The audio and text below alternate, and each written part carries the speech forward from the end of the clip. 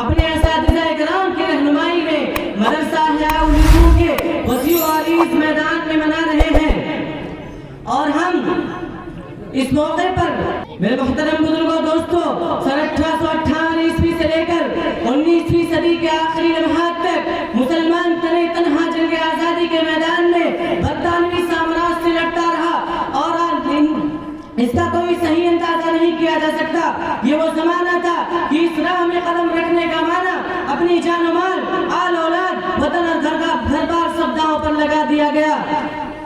اس راہ میں تہجد گزار صوفیہ اور مشائخ بھی آئے، شعلہ بیان آتشنوا علماء بھی، اس میں غربا بھی تھے اور روسا عمرہ بھی، لیکن برطانوی سامراج کی عزت پر جو آ گیا اس کا وجود گرد ہو کر فضاؤں میں اڑ گیا۔ انگریزوں کی معمولی سزا پھانسی تھی، اگر اس سے کوئی بچ گیا تو اس کو کالے پانی بھیج دیا گیا، جو انگریزوں کا سب سے بڑا عذاب خانہ تھا۔ اس عذاب خانے میں علماء، مشائخ، روسا، عمرہ، نواب اور جاگیرداروں کو کیسی کیسی روحانی اور جسمانی اذیتیں بھگتنی پڑی، جس کو آج بھی پڑھ کر دل کانپ جاتا ہے اور درد سے بھر آتا ہے۔ میرے دوستوں، اس مقبول جزیرے میں کتنے مسلمان مجاہدین آزادی سن 1858 عیسوی کے بعد بھیجے گئے، اس کی اب تک کوئی مکمل فہرست شائع نہیں ہو سکی ہے، لیکن تخمینہ لگانے والوں نے 20 فروری سن 1868 عیسوی تک جب مولانا یحییٰ علی عظیم آبادی کا جزیرے انڈمان میں انتقال ہوا، ان کے جنازے میں شریک ہونے والے مسلمانوں کا 4 اور 5 ہزار کے درمیان تخمینہ لگایا گیا، یعنی اس وقت تک مسلمان مجاہدین آزادی کم از کم 5000 بھیجے جا چکے تھے۔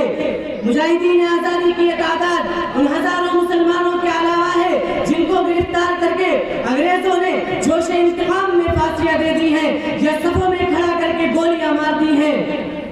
اس تفصیل سے اندازہ کیا جا سکتا ہے کہ سن 1900 عیسوی تک مسلمان مجاہدین آزادی نے اپنا کتنا خون آزادی کی راہ میں بہایا ہے۔ مجھے یقین ہے کہ جن لوگوں نے آزادی حاصل کرنے کا صحرا اپنے سروں پر باندھ رکھا ہے، انہوں نے اتنا پسینہ بھی نہیں بہایا ہوگا جتنا کہ مسلمانوں نے اپنا خون بہایا ہے۔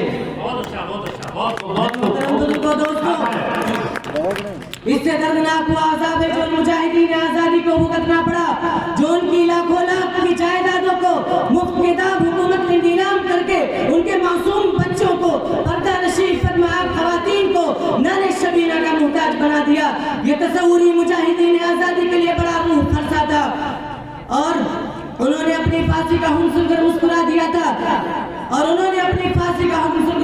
دیا تھا، لیکن ان کی آل اولاد کو در در بھیک مانگنے پر مجبور کر دینا، خون کے آنسو رلایا گیا، جیسا کہ عظیم آباد کے امیر کبیر مولانا احمد اللہ صاحب کے ساتھ ہوا کہ ان کی ساری جائیداد پر انگریزی حکومت نے قبضہ کر کے ان کے خاندان کے ایک ایک فرد کو عین عید کے دن گھر سے اس حال میں نکال باہر کیا کہ ایک سوئی بھی اٹھانے کی اجازت نہیں دی۔ یہ دردناک تفصیل ان کے صاحبزادے حکیم عبدالحمید صاحب نے اپنی کتاب میں دی ہے۔ میرے دوستوں، 19ویں صدی کے آخر تک بلکہ 20ویں صدی کی ابتدائی 2 دہائیوں تک ہندوستان کی آزادی کی صرف ایک راہ تھی، یعنی آزادی بذریعہ طاقت، اس کے علاوہ اور دوسرا کوئی راستہ نہیں تھا، اور نہ اب تک کوئی دوسرا طریقہ جنگ ایجاد ہوا تھا۔ اس لیے اس پورے دور میں صرف قوت بازو پر بھروسہ کیا گیا، اگرچہ تمام جد و جہد کا نتیجہ ناکامی کے سوا کچھ نہ نکلا، لیکن اتنا ضرور ہوا کہ ہندوستان والوں کے دلوں میں غلامی سے نفرت بیٹھ گئی اور آزادی حاصل کرنے کا صحرا دلوں میں موج زن ہوا۔ یہ آگ کبھی شعلہ جوالا بنی، کبھی مدھم ہو کر چنگاری بن گئی، لیکن یہ آگ بالکل سرد کبھی نہیں ہوئی۔ نہیں منت کشیدہ بے شنید انداز تھا میری، نہیں منت کشیدہ بے شنید انداز تھا میری، خاموشی گفتگو ہے بے زبانی ہے زبان میری۔ اٹھائے کچھ برق لالا نے کچھ نرگس نے کچھ گل نے، اٹھائے کچھ برق لالا نے کچھ نرگس نے کچھ گل نے، چمن میں ہر طرف پھیلی ہوئی ہے داستان میری۔ بہت خوب، ماشاءاللہ، بہت اچھے انداز میں